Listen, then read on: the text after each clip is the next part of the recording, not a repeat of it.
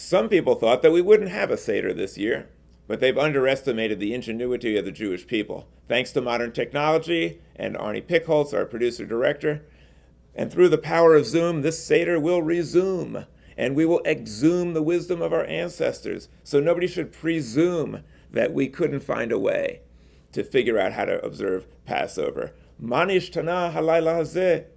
That's the question that we ask. Why is this night different from all other nights? Why is this Seder different? Well, it's obvious. The whole world is different. The whole world has been turned upside down by the coronavirus. And so obviously the Seder is going to be radically different. In some ways, this is difficult for us because we can only have immediate family with us. But in other ways, it opens up potential. Because now, through the internet, we can appeal to people all over the world. There's no limitations of space or seating.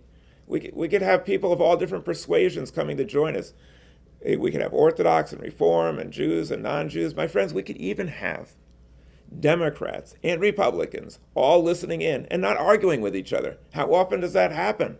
Everyone can get along in peace today. And in this Seder, we're going to take a wonderful journey back thousands of miles, thousands of years.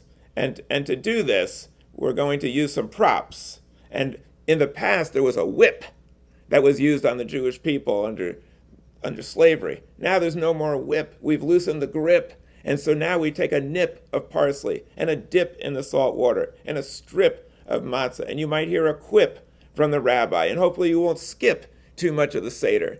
But we're going to take this wonderful trip. And to do that, we need a spiritual ship. And normally we used to think of worship.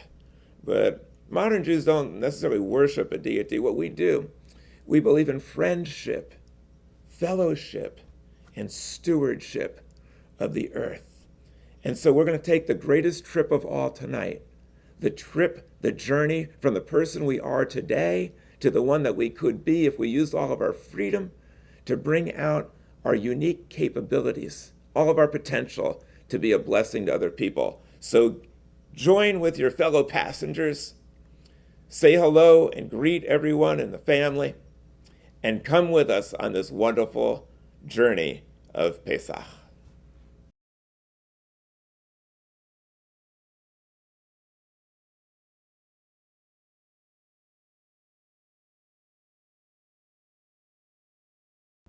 Even during the darkest times of Jewish history, the torch of freedom, the light of love has never been extinguished. To symbolize this, we light the lights of Yom Tov, the candles of the special holiday. And the Jewish people were very optimistic. A Jew must be jubilant. And to symbolize that, we start the day in the evening, and it's always followed by the dawn. The dark is followed by the dawn. And so we believe that very strongly. Right now, we're experiencing dark days in this country and throughout the world. But we Jews have faith and optimism that things will get better. There's an expression in French, au cours des heures plus sombres, que naisse la plus belle lumière. At the darkest hour is born the greatest light. And so out of this tragedy, there will be something that is born out of it that is fruitful. If nothing else, I hope we learn some lessons from this. Because if we don't learn the lessons of history, we'll be condemned to repeat them, as Santayana said. This virus is contagious, highly contagious, but so is love, so is courage, so is hope. And we see people all over the country right now sharing their hope and their goodwill and helping other people. And that spirit of joining together and working together is contagious. So let us now light candles all over the world. At the tables tonight, candles will be lit in order to show that the light of love can conquer the darkness of any virus, and the virus of hate and intolerance can also be wiped out by the light of love. Ladies, I'm going to ask all of you now to light the candles. Baruch atah Adonai Eloheinu melech haolam asher kirshanu v'mitzvotov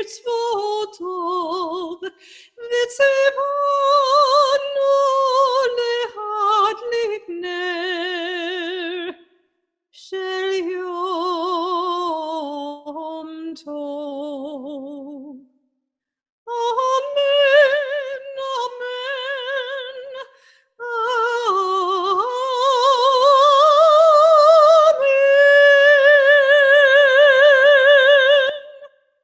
They say the pessimist sees the cup as half empty, and the optimist sees the cup as half full. But the Jewish person sees the cup as 100% full. How could that be? You might think, oh, Rabbi, you're just being too rosy. Yeah, that's ridiculous. Is it? If you have a cup and it's half full of water, what's in the other half? Nothing? Actually, there's air with oxygen in it. And I don't know about you, but I kind of appreciate oxygen and air. Without it, I couldn't live, and neither could you. And how did it get there? Well, we don't usually think about it. We just take it for granted. The oxygen in this room, it was put there by plants. Actually, you could call them power plants, because they take the power from the sun and they convert it into growth. Just as the sun took matter and converted about 400 million tons of hydrogen into helium, the matter was converted in a miraculous way and sent down to Earth. And then the plants found a way to capture that energy and transferred it to their descendants through the DNA.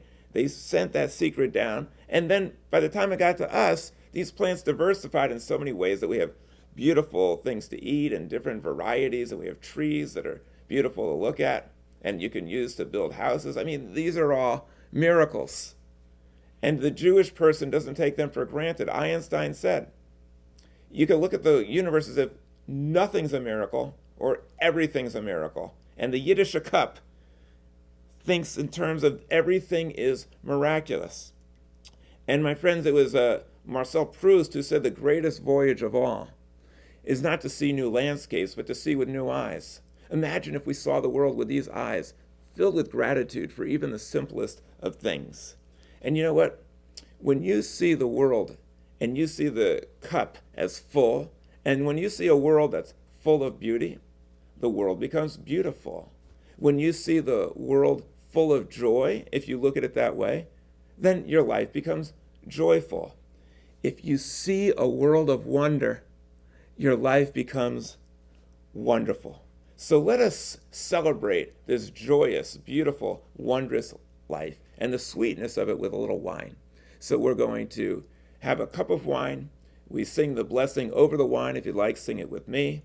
Baruch atah Adonai Eloheinu melech haolam, borei peri hagafen. Amen. L'chaim.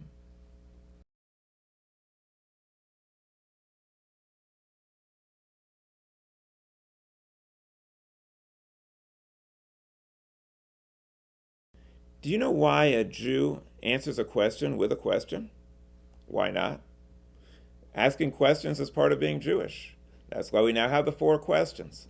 The 4 questions actually represents the fact that the Seder derives some of its influence from the Greeks. And you get that sense from the word aphokomen, which means after the meal in Greek. The Greeks loved the Socratic method. They asked questions as a path to the truth. And when people can't ask questions, then the truth is denied them. It was Einstein who said that blind obedience to authority is the greatest enemy of the truth. And therefore, Jewish people who seek emet v'tzedek, we always challenge authority if it's oppressive. And on this day, we celebrate with the 4 questions, training our children that it's important to ask questions. Moses asked questions. He questioned Pharaoh. Moses was so courageous and such a good Jew. He not only asked questions of the greatest, most powerful person on the planet, he dared to question God. When God said he was going to destroy the Jewish people because of his sense of justice and compassion, he said, how could you do that?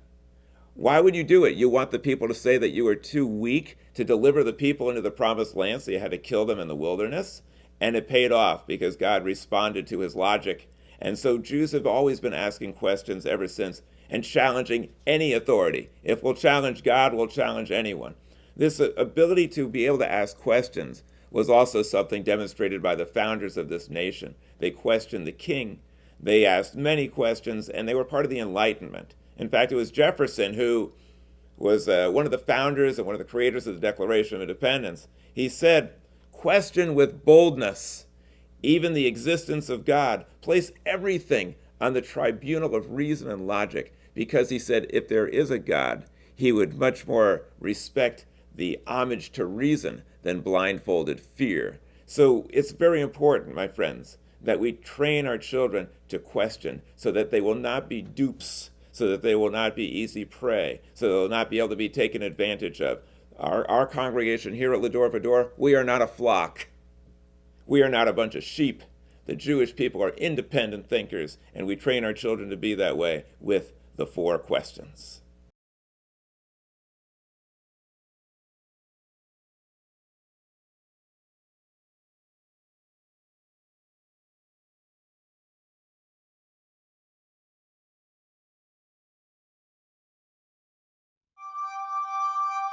מה נשתנה הלילה הזה מכל הלילות, מכל הלילות,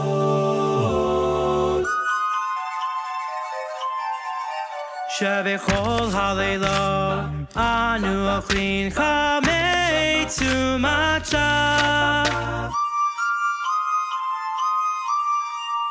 הלילה זה כולו מצה. הלילה זה כולו מצה.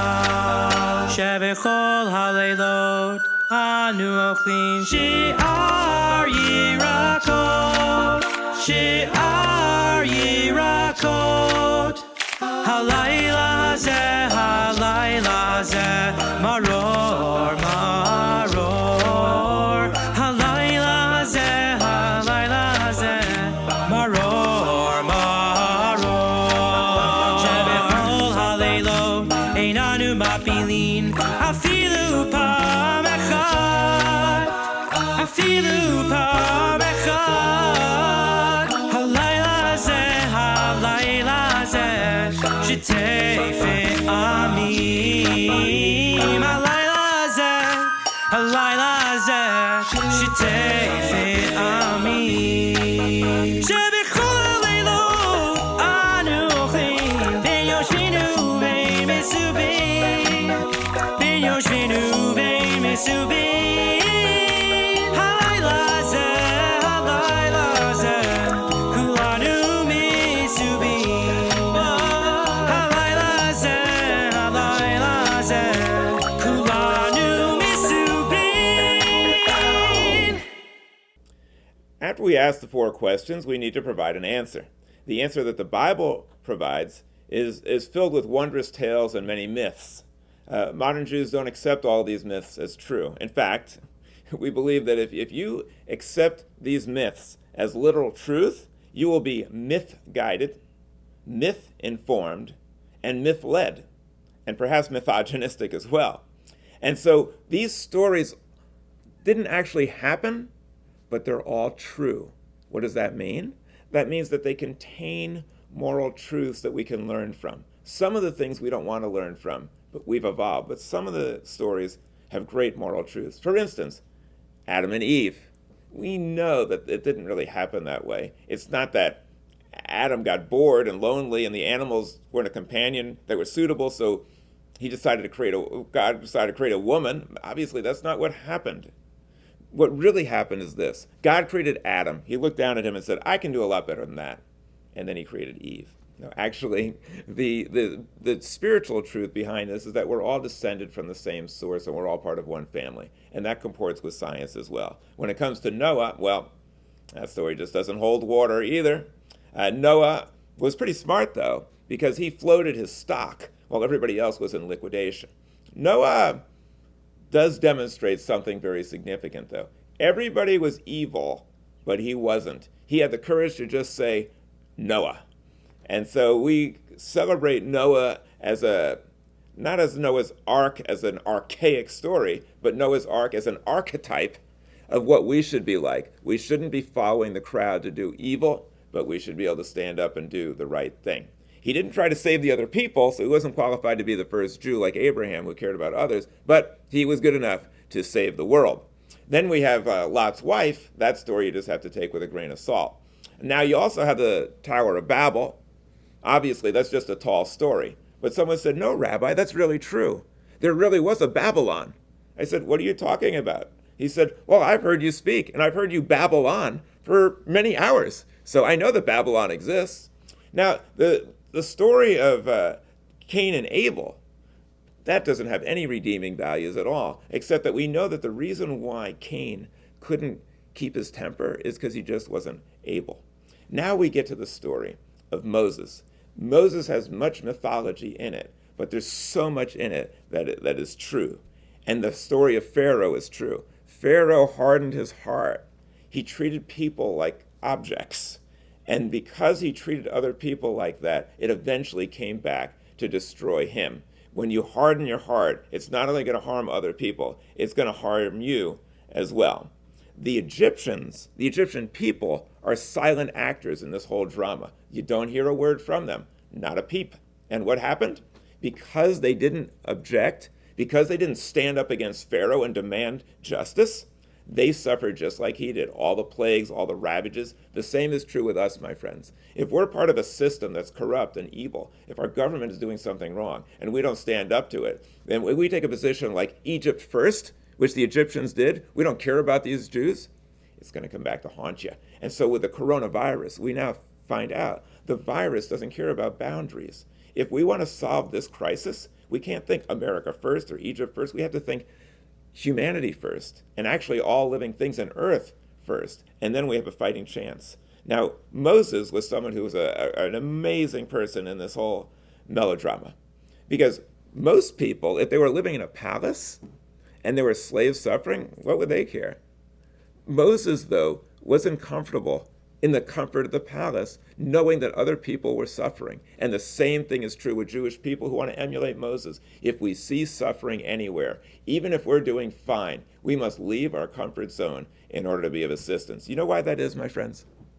That's because Jewish people don't just follow the crowd. We answer to a higher authority, a Hebrew national who spoke frankly to Pharaoh, who mustered the courage to stand up to him, who demanded that the morality of Egypt catch up with the rest of the world, someone who relished freedom, who played the role of a savior. He was someone who was in hot pursuit of justice and dogged determination to bring freedom to other people. And we should emulate Moses and be willing to leave our comfort zone. And if we do that, then perhaps we too can be a blessing.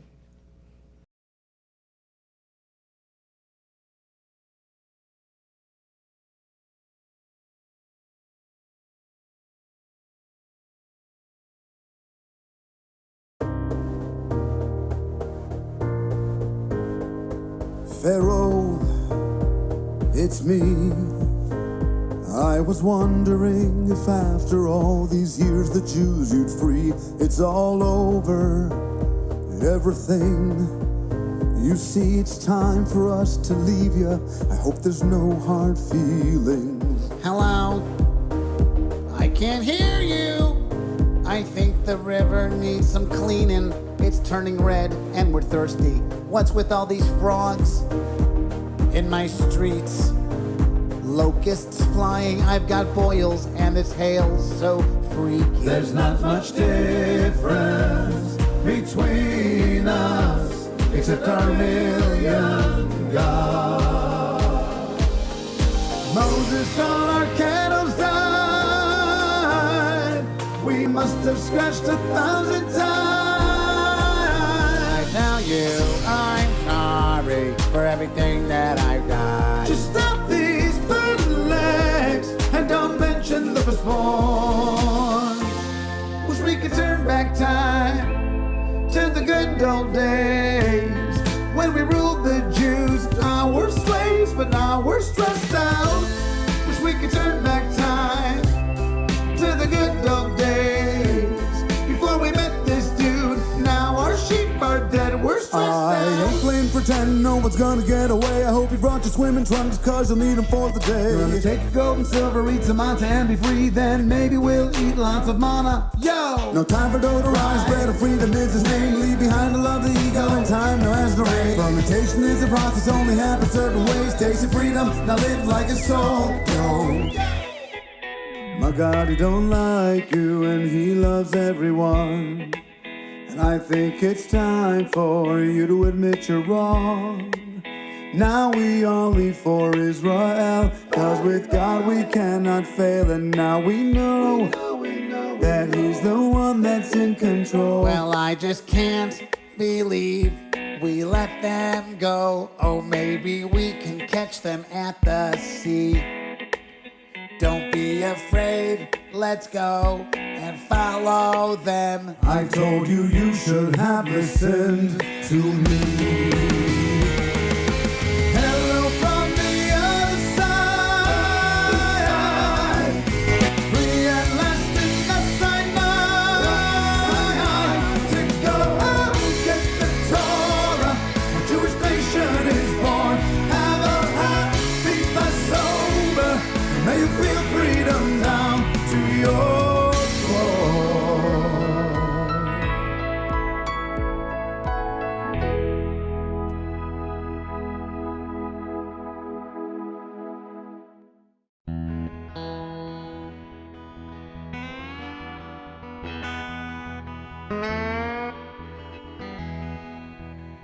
When Israel was in Egypt land, let my people go. Oppressed so hard they could not stand, let my people go. Go down, Moses, way down in Egypt land, to Lord Pharaoh. Let my people go, let my people go.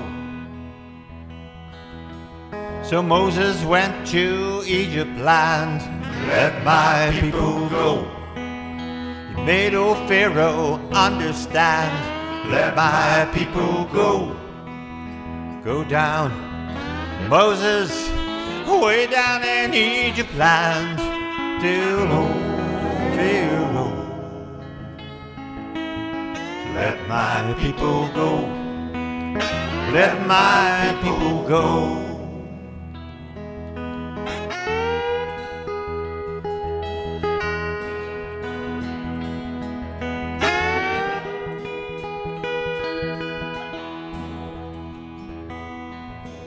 Thus spoke the Lord, bold Moses said, let my people go. If not, I'll smite your firstborn dead. Let my people go. Go down, Moses, way down in Egypt land, till old Pharaoh. Let my people go. Let my people go. Let my people go.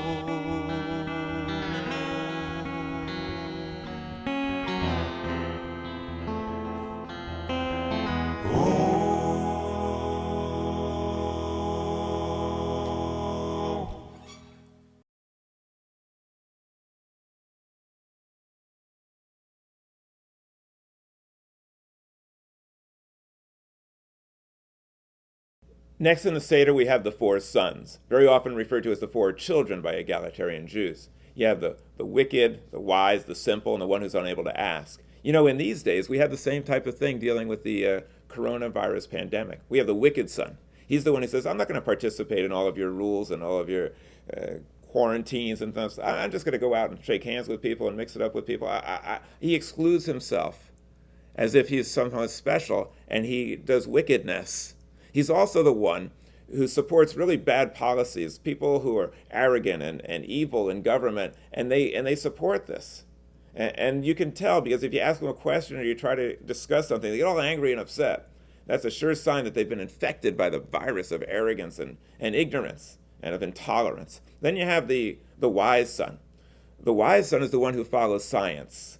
He's the one that reads and realizes what's going on and knows how to protect himself from the virus and tells other people and also tries to be of help to other people. The first responders, the doctors, the medics, the grocers, the truckers, these are people who have wisdom and also who have a heart. Then you have the simple son. Simple son is they're the symptomless carriers. These are people who go along with bad policies, who go along with, well, my party's doing it, so I'm just going to go along with it. Or my country's doing it, and I know it's not really right, but it's my country. Or I know it's not right, but I'm not going to complain.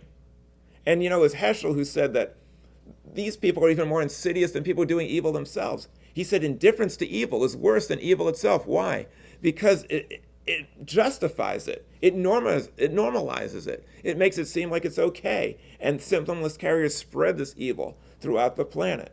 Just like a coronavirus, it's carried from one person to the other. They don't have symptoms, but it's dangerous.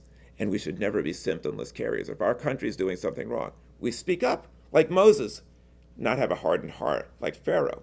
Then you got the simple son, or not the simple, the son who's unable to ask. These are the people who are young children, the unborn generations. They can't ask. They can't take part. They can't make decisions. But we're making decisions now that are affecting their future. We're supposed to leave the world better than we found it, but we're not. What we're doing to the planet is a disgrace, and they have nothing to say about it. We have an obligation to speak up and to do something about it. I hope if people are watching this 30, 40 years from now, and they look back and they say, what did that generation do to stop climate change when they could, or to stop these terrible policies that we see, or the hate that's going on? What did they do? I hope we'll be able to say, or they'll be able to say about us, we imitated Moses and spoke up, not Pharaoh. We now have the 4 sons.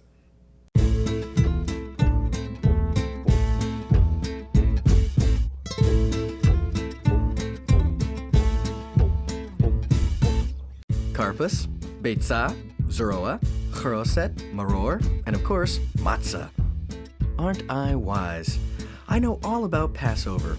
We were slaves in Egypt. Then Moses got up in Pharaoh's face with frogs and locusts all, "Let my people go."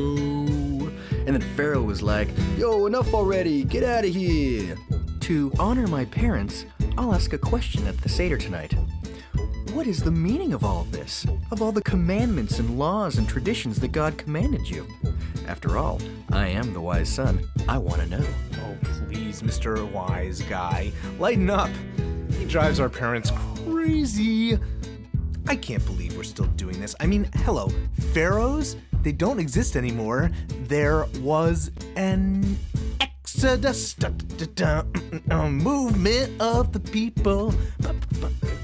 We're free. Why do we need to sit around for a zillion hours every year talking about it? Mom, Dad, Aunt Ruth, what's the meaning of all this Seder stuff to you? I can't believe he would say such a thing. How pompous. Look who's calling me pompous. If you were in Egypt, God wouldn't have freed you. Well, if you were in Egypt, everyone would have been so bored of you that they would have thrown you over into the Nile. Why, you little... Hey, guys, what's this? The Passover Seder plate, you blithering simpleton. You wouldn't understand. It's very wise. What do you do at a Passover Seder? Pretty much, you starve for a long time and then, finally, you get to have matzo ball soup. We read together from this book that tells of our departure from the land of Egypt. There are all these arguments in there. Like, some people think there were 10 plagues, and some people think there were 40, and some people think there were 50. Disagreeing is part of the learning. They're all different ways to add up to the same thing. So they still argue about it. That's my favorite part. Oh, this is the holiday where we eat all those special foods. Duh, that's every holiday. It's not about the eating. It's about the symbols. The Cheroset is a tasty way to remember the bricks and cement our ancestors mixed. The bitter herbs are about... Bitterness? Oh, my stars and garters. Well, he's right. I like eating. It means we're free. I suppose that is a sign of freedom, sitting around and enjoying a meal with the family. And showing off with the questions we ask. Hey, what about Junior? Dudes, is it another holiday already? Whoa, I can't believe he even came tonight. Yeah, he never shows up. Jealous. I bet he doesn't even know how to ask a question. Why don't we show him? You could ask, why is this night different from all other nights? Or, how can we sit here and celebrate freedom while there is still slavery and suffering in the world? Or, where's the challah? How about, why don't we have any sisters?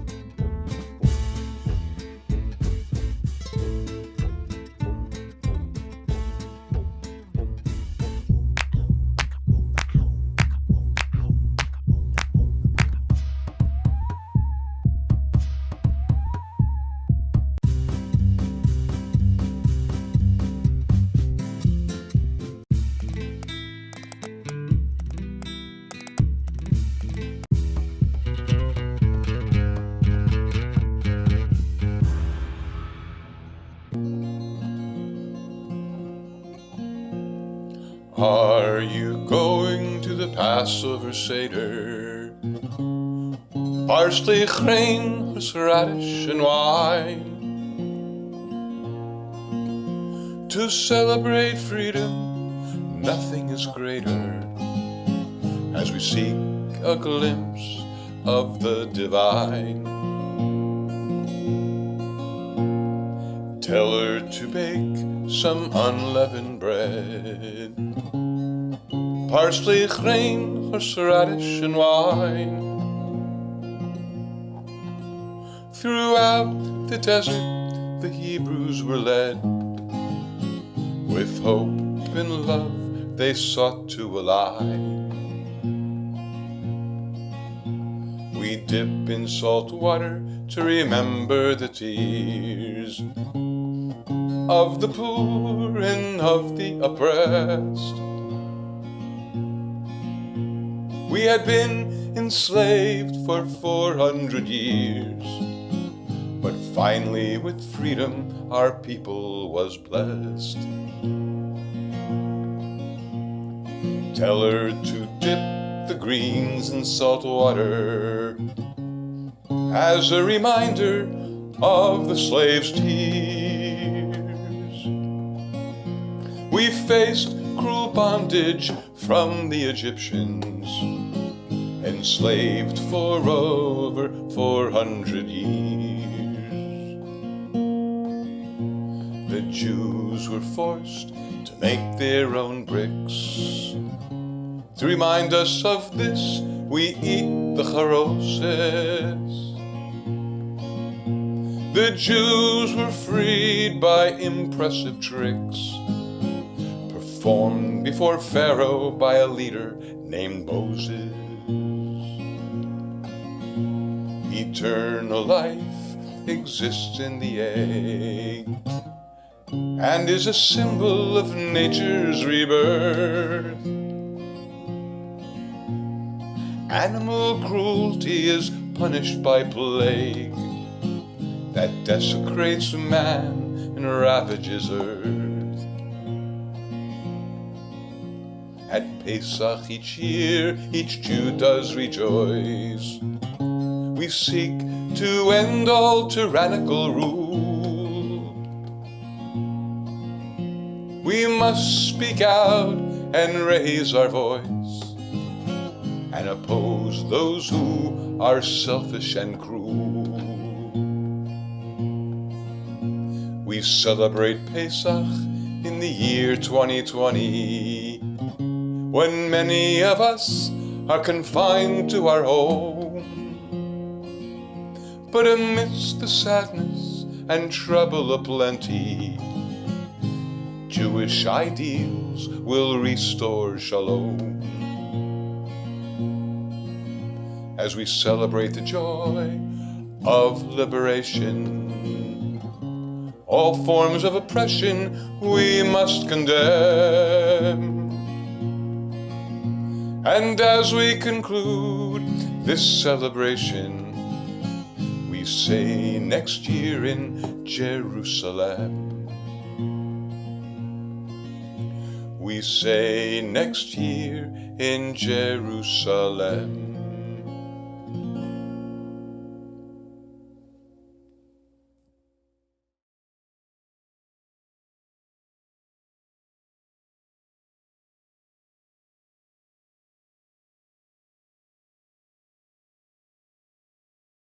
You know, I did a Seder last year, and someone said, Rabbi, I loved your Seder. I woke up from it refreshed. Another one, after I told him all of my puns about the hot dog and Moses, he said, wait, you left one out. He got the Jews out of a pickle. But another thing that people don't know about Moses is that he was really very ahead of his time. I mean, we're using Zoom technology, and people think, oh, it's not right to use modern technology. Actually, Moses was very ahead of his time. He was actually the first one ever to download data from the cloud onto a tablet. Actually, he had two tablets. He knew about the binary system, which is the foundation of all computers. He had a binary system. There were certain things that were right and certain things that were wrong. He didn't equivocate. He didn't have moral relativism. Right and wrong, binary. Now, Moses also had a whole bunch of apps. He had moral absolutes. He lived his life with aplomb. He applied himself to good causes. He had a great aptitude for doing the right thing. He received the approval and the applause of his people. But his most important app of all was the app of appreciation. He had a prayer, a blessing for everything. Thanks that I woke up. Thanks that I have food. Thanks that I can breathe. Thanks that I have family. Thank you for my ancestors. He had a blessing for everything. And this attitude of gratitude should never be a platitude. In fact, if we have an attitude of gratitude, it actually helps withstand viruses and illness, because a positive attitude helps us. And so we come to the point of our Seder that's so important. It's the Dayenu. And the Dayenu is very important because this attitude of gratitude is really what we need right now as we deal with this coronavirus. We shouldn't just look at all the negativity, but let us also give thanks for what we have, especially all the people who are out there who are doing things to help us out. You know, when we drink from the wine, we are grapeful with a P. And when we have the Dayenu, we are grateful. And you know, it really is great to be grateful. And if we are grateful, then we won't grate on the nerves of people when we are confined in small quarters. So we're going to now continue with the Dayenu. And Hebrew has one word to say thank you in a way that would translate into 5 or 6. That would have been good enough for us if that's all we had. Imagine if we only had the sense of sight. Wouldn't we be grateful for that? Or the sense of hearing, or touch, or taste? These things are so wonderful, they don't cost us a thing. Let us always have an attitude of gratitude for all of our gifts, even in the midst of this terrible crisis. The Dayenu. I dream of home on my own. Through the sands I walk alone. Wish away across the sea. Maybe one day I'll be free. Hey, you! Get back to work. Come on. Let me hear you. I've been building these pyramids for hundreds of years, and I'm like, forget you. And all these chains on my back, they just bring me to tears, and I'm like, forget you. And Dayenu said, if I was free, you think I'd still be here? Well, you sure got some chutzpah. And since you give me no rest, I'll be off on my quest. Well, forget you. Yeah, I'm sorry that I'm in a hurry, but that don't mean I can't bake my bread. Yeah, you're just hummus, but I'm sure a matzah. Think I'll be on my way instead. Me and my crew, we've had enough of you. You're going somewhere better. Well, Be sure to pack your sweater. oh, I've got some news for you. Yeah, you messing with the children of Israel. I've been building these pyramids for hundreds of years, and I'm like, forget you. And all these chains on my back, they just bring me to tears, and I'm like, forget you. And Sugar me back a shot.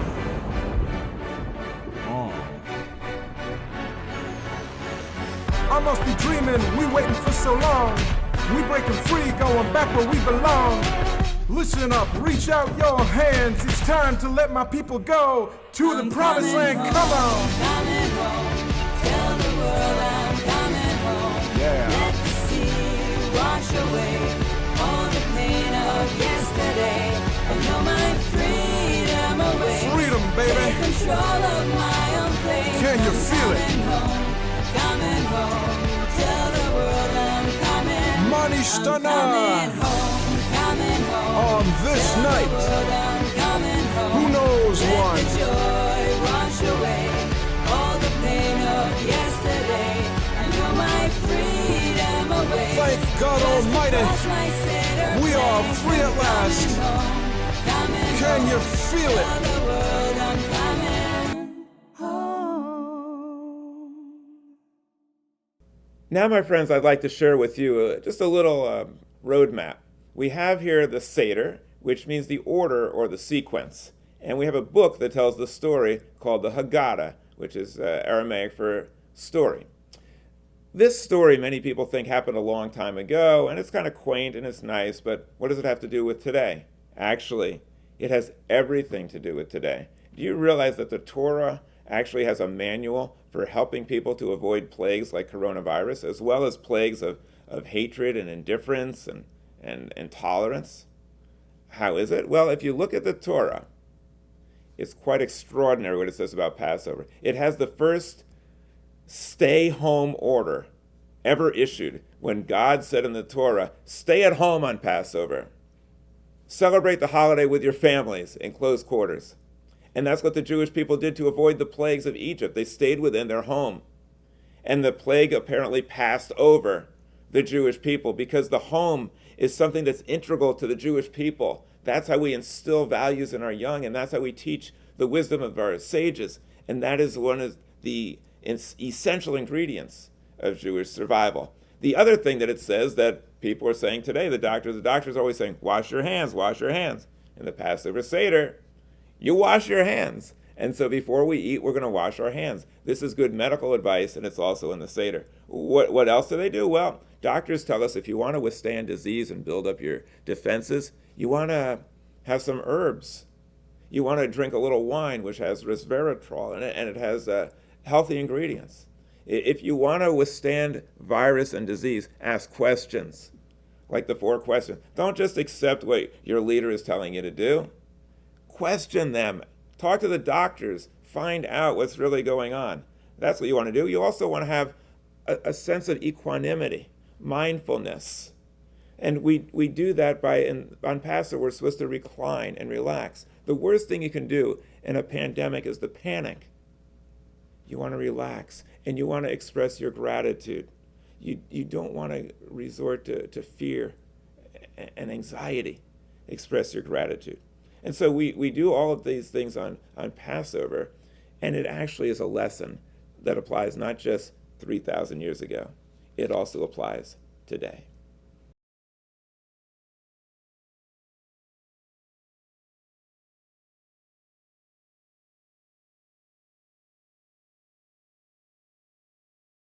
Next, we have the symbol, the parsley. The parsley we use because Passover is a celebration of nature, and at springtime, nature is reborn. And so we take a little parsley to show our appreciation for the beauty of nature. We really need to do this as a species, because if you believe in a creator, then to destroy nature is the worst form of sacrilege. It's blasphemy. It's literally a crime against nature, and it's a crime against creation. And what we're doing now is just appalling. And we're showing no regard at all for nature. You know, I'm just so surprised that we have people who claim that they believe in God, and they do nothing to protect God's creation. I wish all the people who call themselves religious would actually do everything they can to protect the environment, which is actually the best evidence of a power greater than ourselves, and really a way to appreciate the beauty and also to pay respect for other living things. So we dip the parsley into the salt water. The salt water represents the tears of the slaves, and perhaps today it could represent the tears of people who are suffering from environmental collapse and will suffer much greater in the future if we don't do something about it. So everybody dip your parsley into the salt water. Take a little nip of the parsley. Baruch atah Adonai, Eloheinu melech haolam, borei peri ha'adama. Amen.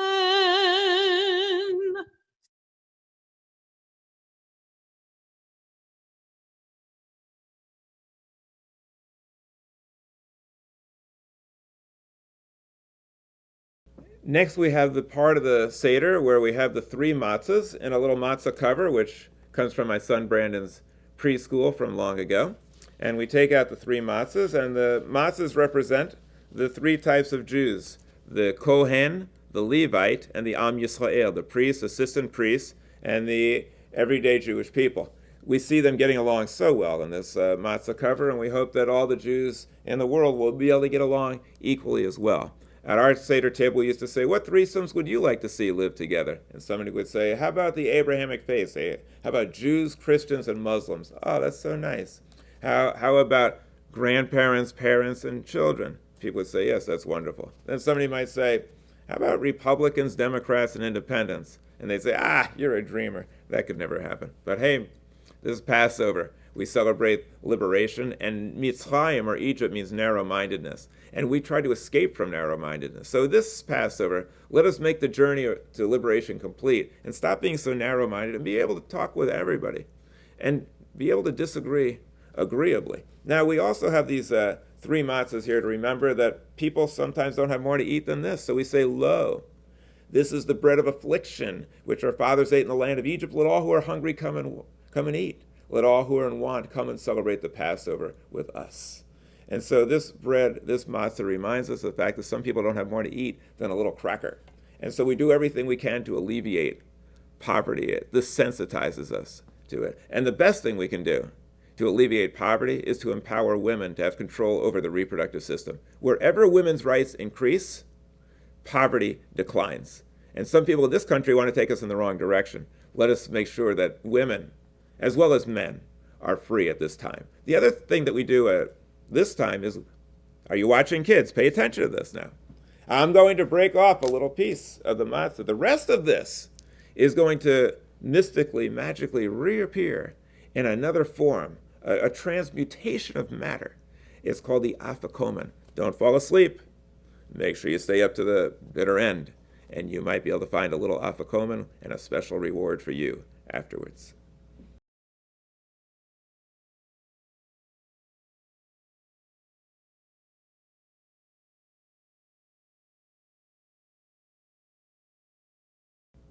Next, we have the bitter herb. This reminds us of the bitterness of slavery.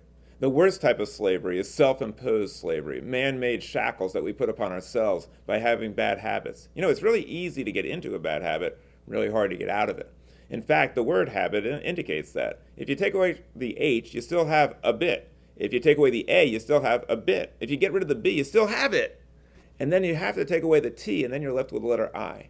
And when you're left with the letter I, then you realize I have power over myself, and I don't have to be a slave to my own habits. Now, we also remember the bitter herb not only to think about what happened back in Egypt, but we have to apply it to ourselves or it doesn't do us any good. Each one of us has a little Pharaoh in us and a little Moses in us. Each one of us sometimes treats other people as objects to serve our needs instead of independent, sentient beings who have their own needs. And so this sensitizes us to the fact that sometimes we embitter the lives of others. The Jewish people had a bitter experience in Egypt, and we've had terrible experiences throughout history. But you know what's very interesting about the Jewish people? Those experiences never made us bitter. In fact, it made us better. What did Moses say? He said, love the stranger as yourself, because you were strangers in the land of Egypt. It sensitized us so that we would look out for the strangers as we've done throughout history. It did not bring out the beast in us. It brought out the best in us. And so you see a guy like Elie Wiesel, who went through hell and back, the worst torment and horrific treatment that you could imagine in the Holocaust. He didn't come out seeking revenge. He said the Jewish people should make sure that nothing ever like that happens to anybody else. That's how bad things should affect us. So today, with the coronavirus, when we're going through some really difficult times, it shouldn't embitter us. And in fact, it's actually bringing out the best in so many people. And it's making us realize that we're all in this together. Like with Noah's Ark, we're all in the same boat. And so the bitter herb is a very important symbol. And I hope that we will take this one to heart. Moses wandered for 40 years in the desert. And people say, why did it take him so long to get to a promised land? Somebody said, well, he's a guy. He wouldn't ask for directions. No, that wasn't it. It was easy to get the Jews out of Egypt, but it was hard to get Egypt out of the Jews. The bitterness they had lasted for 40 years. That whole generation was embittered. In fact, many of the Jews, believe it or not, actually sided with Pharaoh. Just like you have Jewish people today who very often side with people who are doing bad things in government, and they go along with this. How did they side with Pharaoh? Remember when Moses said to Pharaoh to let my people go, and then Pharaoh said, no, now you're going to have to make your own bricks? They said to Moses, Moses, stop being political. Stop making things worse. Just be quiet and talk about religious stuff. We don't want to hear about all this politics. But he spoke up. And then remember what happened after he got into the desert? These same people who had been embittered in Egypt and couldn't get Egypt out of them, they said, hey, Moses, why'd you bring us out of Egypt? Weren't there enough graves there? Why did you bring us out to die in the wilderness? We were much better off in Egypt. We had free room and board. We had all of our needs taken care of. And you bring us out here. What does that mean, my friends? What it means is that because we get into a comfort zone sometimes and we get into a rut, we'd rather stay in self-imposed slavery than seek our promised land. We'd rather wander around in a wilderness forever.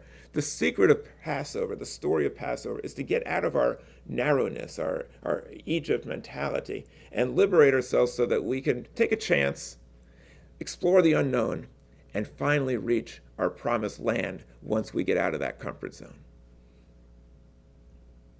Baruch atah Adonai Eloheinu melech haolam, asher kirshanu b'mitzvotov v'tzivanu al achilat moror. Amen.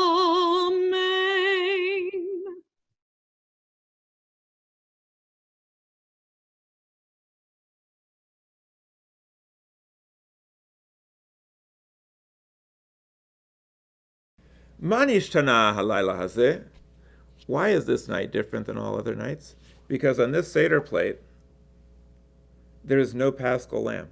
I don't believe that we should use an animal to symbolize our sins, and I don't believe in the literal story of the passing over the Jews' homes because they had blood on the doorposts. I believe the reason why Jewish people have been able to escape the ravages of plague is because we have the blood of our ancestors coursing through our veins, and we remember what they taught us, and we have values, and we have hygiene. That's why we were not susceptible so much to the Black Plague. That's why Jewish people have not been susceptible to the plagues of ignorance and intolerance.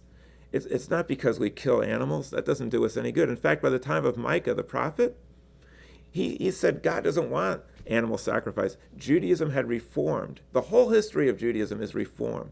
They reformed away from the animal sacrifice, and Micah said, I don't want these sacrifices. They don't do anything for me. I'd rather have you sacrifice something within you. What he was trying to tell us, my friends, is that killing a cow to forgive your sins is just a lot of bull, and it really gets God's goat. And the only you that we should sacrifice is not a U-E-W-E, it's U-Y-O-U. We should sacrifice the old you for the new you that we could be if we lived up to our full potential. That is the type of sacrifice. And if we did that, if we actually created a new you, according to the teachings of our prophets and the dreams of our parents, the result would be amazing. It would be euphoria. We would have utopia, and we would have universal love. That's what we're here for on Passover. Not just to follow the ritual, but to convert it into the spiritual. Not just to go through the motions, but to go through the emotions. Not just to talk about liberation from slavery 3,000 years ago, but liberation from the self-enslavement that keeps us down and be able to liberate our fullest potential.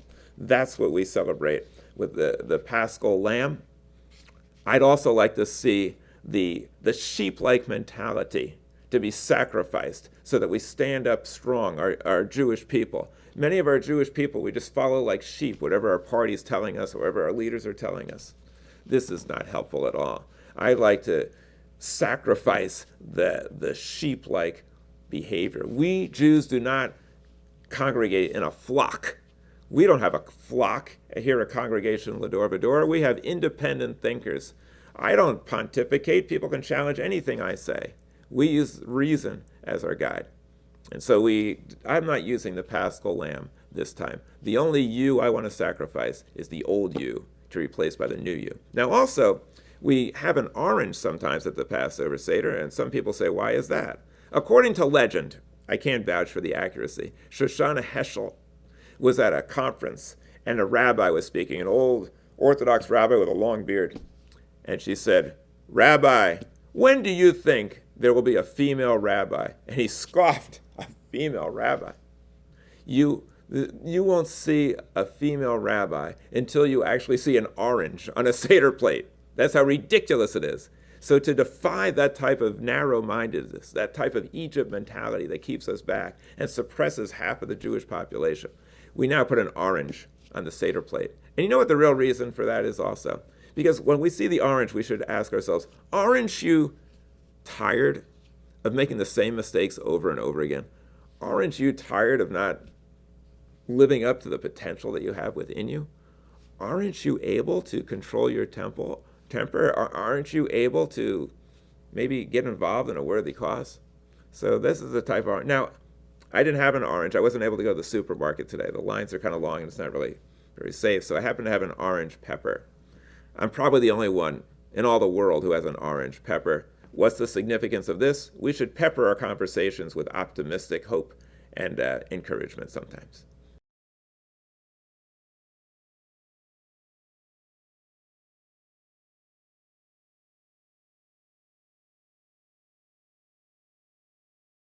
Baruch atah Adonai Eloheinu melech haolam hamotzi lechem min haaretz. Amen. Baruch atah Adonai Eloheinu melech haolam asher kirshanu b'mitzvotav v'tzivanu Halach kilat matzah. Amen. Now soon we're going to take a strip of matzah and we're going to create the Hillel sandwich. We do that in order to indicate that we're going to take some bitter, the bitter herb, and some sweet charoses, and put them together. We do that because when things are really bad for us, like right now in our country, things are going really bad, we shouldn't get too despondent. We should realize our blessings and do what we can to help each other out, and we'll get through it. Whenever things are really bad, think of things that are positive in all of your blessings. Conversely, when things are going really well, and not everybody's affected by this virus the same way, some people are relatively unscathed, those people who are doing well should then help out those who aren't doing so well. And we've seen that happen in large numbers. And I hope that all of us who are watching here, who are able to, will contribute to the welfare of the whole. So we're going to take the bitter and the sweet, we're going to mix it together, have a beautiful sandwich, and then we're going to have a wonderful meal. And I hope after the meal, you'll come back and play this again, because we got some wonderful entertainment, some very, very inspiring games and songs. And it's been a pleasure being with you. Bon appetit, b'teavon, bon appetito. Enjoy your meal.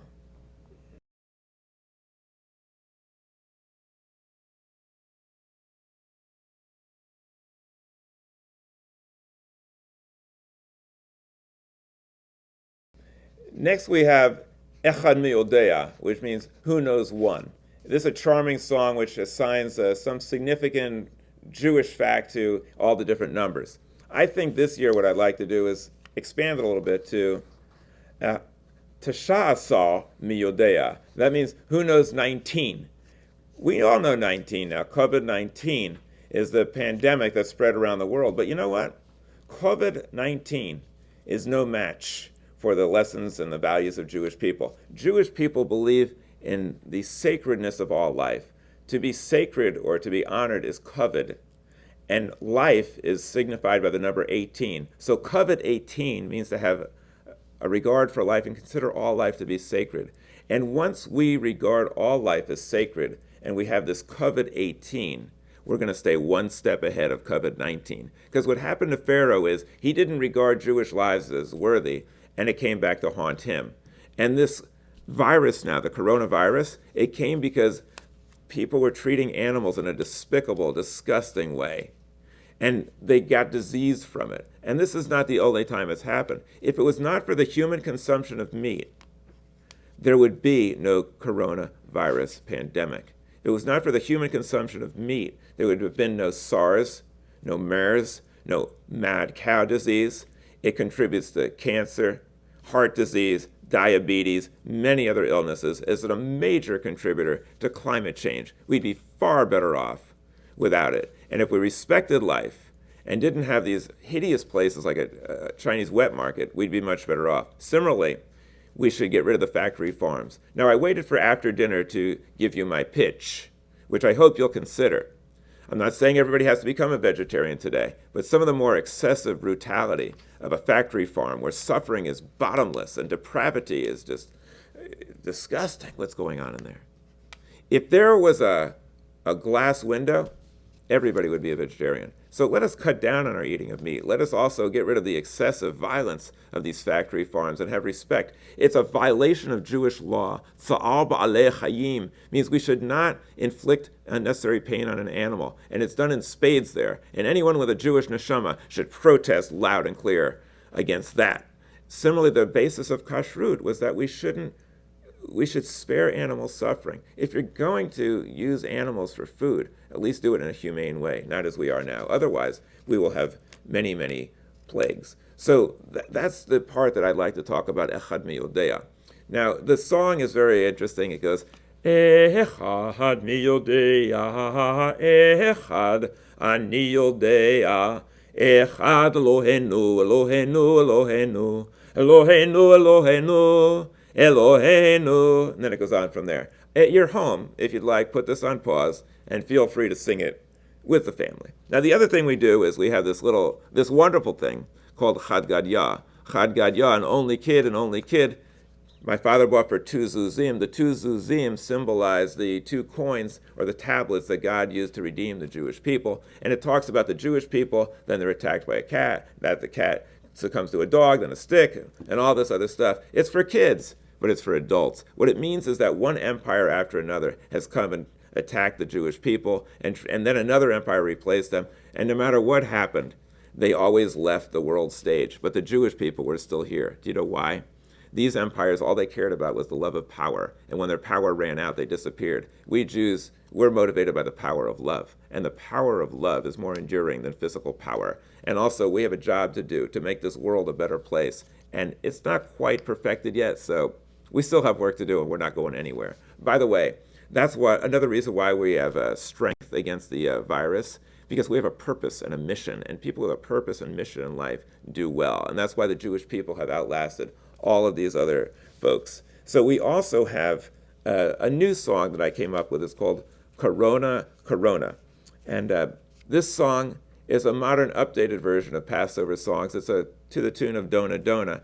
Cantor Andrew Sussman was kind enough to sing it for me and play it on the guitar. I wrote the words. I have great respect for this audience, so I did not subject you to my baritone, and now you can listen to Corona, Corona.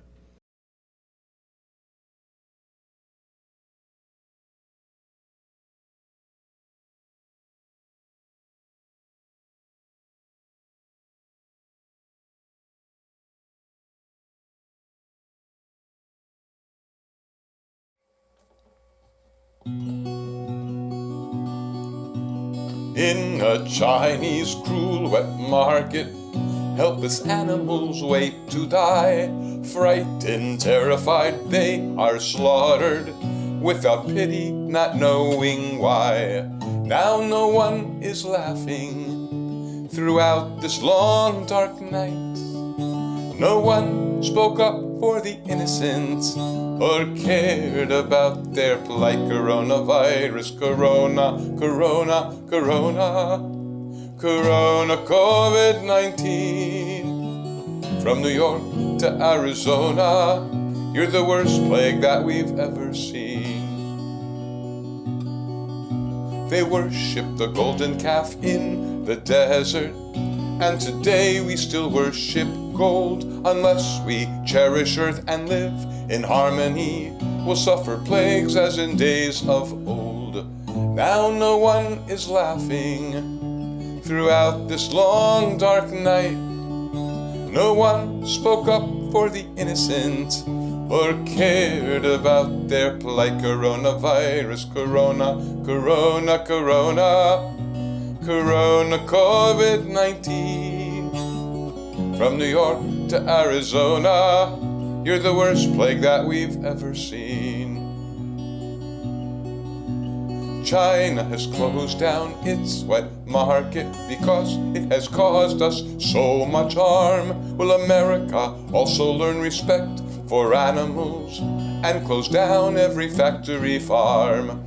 Now no one is laughing throughout this long dark night.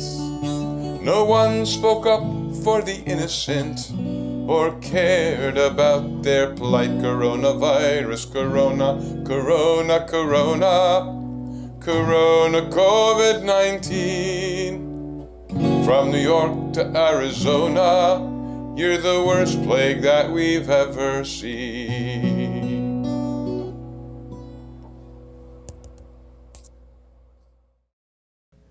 Now we're going to have a beautiful song. It's called V'hisha Amda. And what it means is that at every time in Jewish history, when tyrants tried to oppress us or someone came along to try to wipe us out, HaKadosh Baruch Hu came and stood and defended us.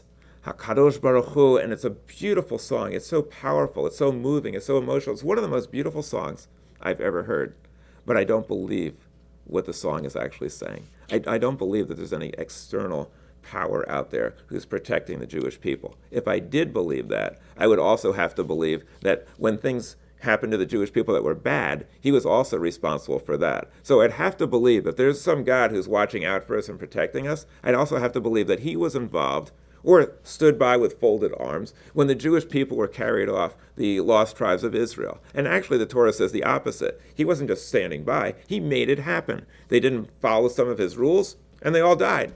The next thing, the Babylonian captivity. They didn't follow all the rules. Babylonians came, destroyed the temple, and killed on a massive scale, causing horrific suffering. I'm supposed to believe that God allowed all of that to happen because we didn't follow his rules closely enough.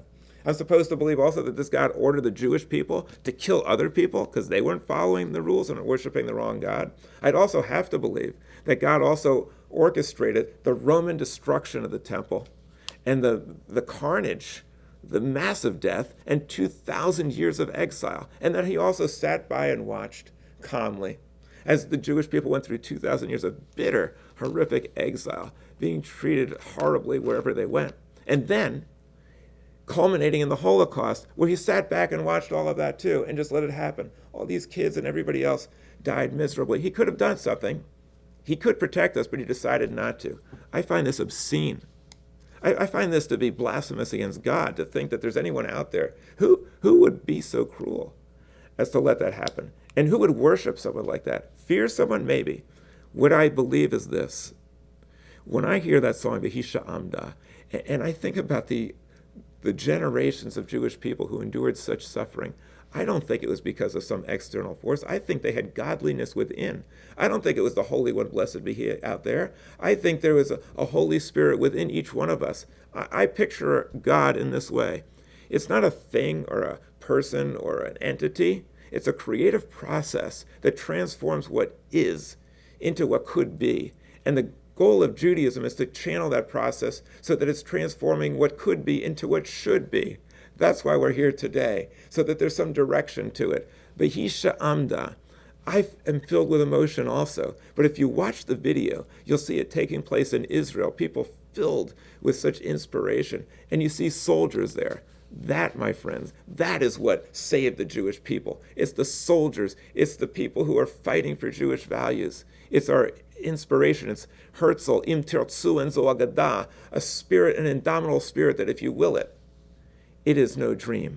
So let us listen to this beautiful song, and let us give praise to all of those people, all of those Jewish people who have this fighting spirit, and let that spirit carry us through right now, the darkest days, and let us share the spirit with everyone. V'hisha Amda.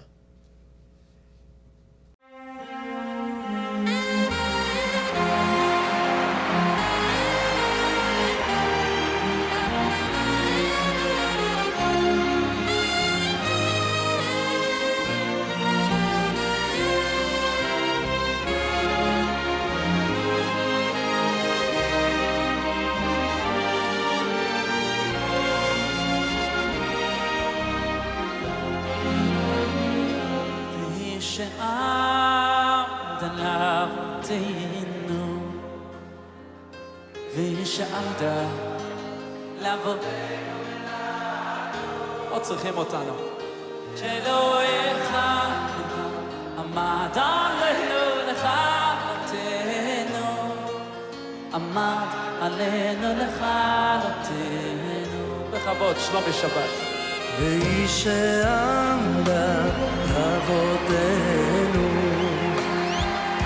והיא שעמדה אבותינו ולנו, שלא אחד בלבד עמד עלינו לכלותנו, עמד עלינו לכלותנו. והקדוש ברוך הוא מצילנו, מצילנו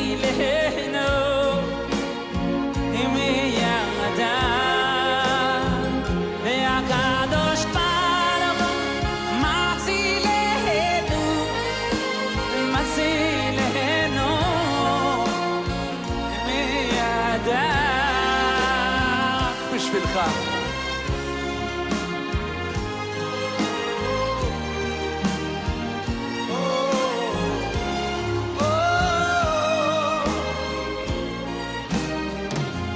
והיא שעמדה לאבותינו, והיא שעמדה לאבותינו ולנו, שלא אחד בלבד עמד עלינו לכלותנו, עומד כל רגע לכלותנו. והקדוש ברוך הוא מצילנו, מצילנו מידם. והקדוש ברוך הוא מצילנו, מצילנו מידם. שלא אחד בלבד עמד עלינו לכלותנו, לכלותנו.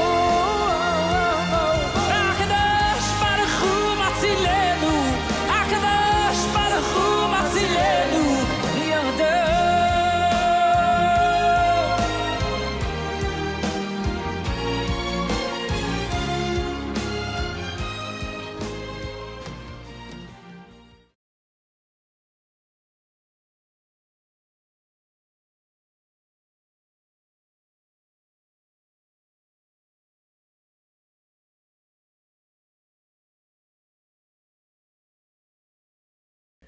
Next, we have a beautiful part of the service where we invite Elijah to come and join us at the Seder.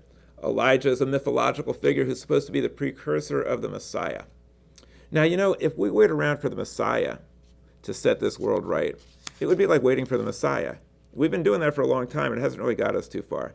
So I think it's time now that we realize that there's a little Messiah in each one of us. And if all the Jewish people would consider themselves a little Messiah, and we all work together, imagine what could happen. That is the mission of the Jewish people. Right now, we're so busy fighting against each other over doctrinal issues or political things that we can't mobilize. That is the worst thing for Jewish people. We can never be a light to the nations if we're plagued in darkness. We can never be a source of unity and harmony and bringing people together if we can't even bring ourselves together. So when we sing the song of Elijah, I hope we'll take seriously the Jewish mission and realize that we must join together. And I invite people of all persuasions to join us at Lador Vador. We welcome people of all different backgrounds. And I hope that all the Jewish people will work together. Now, I told you that there's a little Messiah in each one of us. And some people are saying, that's horrible, that's terrible, that's wrong, that's ridiculous. I can prove it. The word Messiah starts with two letters, M-E. What does that spell? It spells me. So that means the Messiah starts with me. And the last few letters of Messiah are Yah. And Yah means God, which means that God is not external, God is internal. God is a power that unites us all. It's within us all, and it's beyond us all. It's all over. But we're part of that Godhead also. And so as we sing Elijah's song, let us take responsibility to make this world better and not to rely on someone else to do it for us. That's childlike. When we sing Elijah's song, we watch the cup.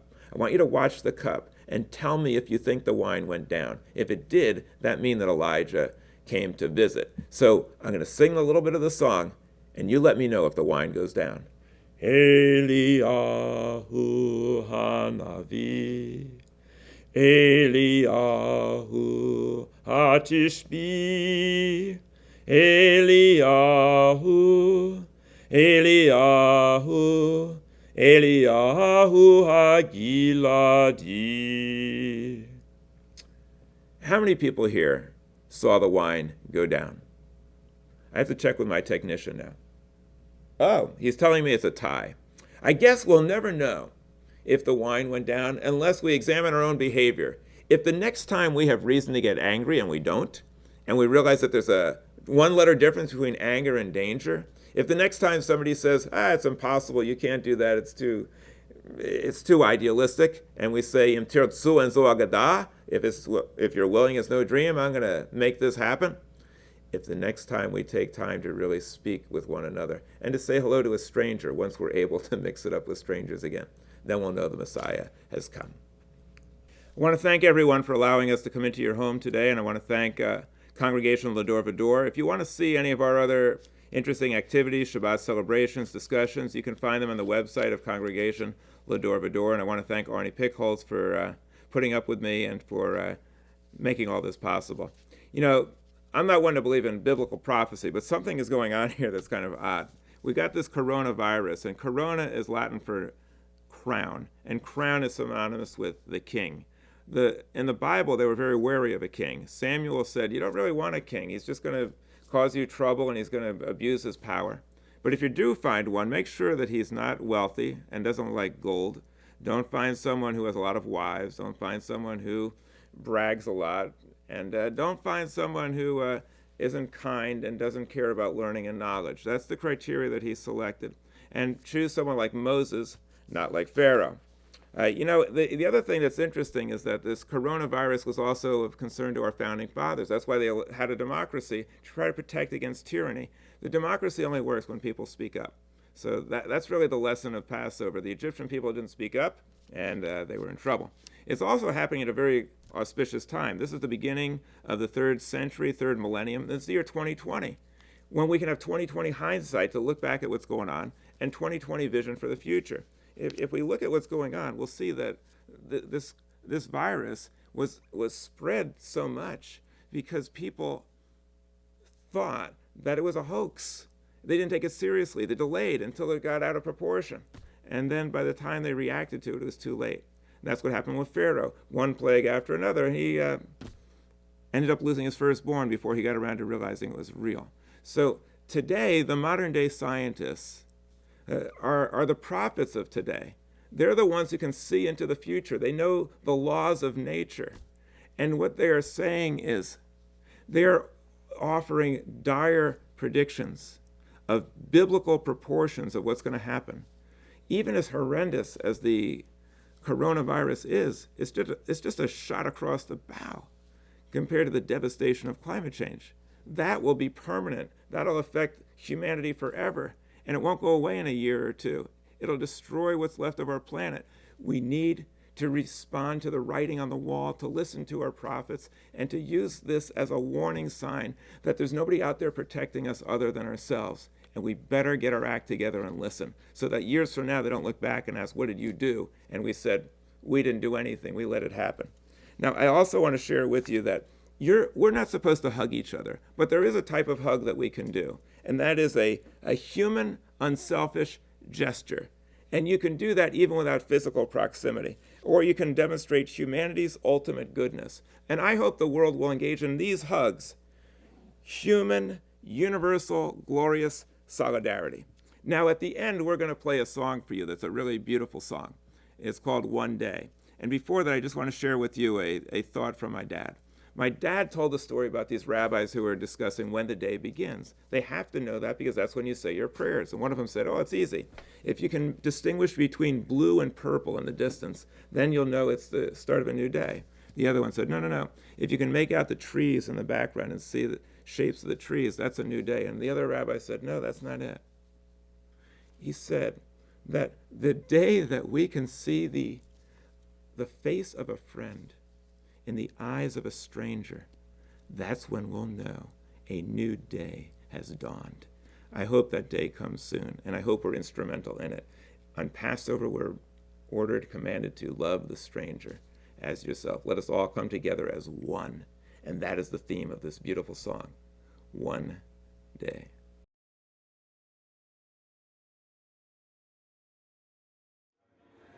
התחנה הבאה, חיפה מרכז השמונה.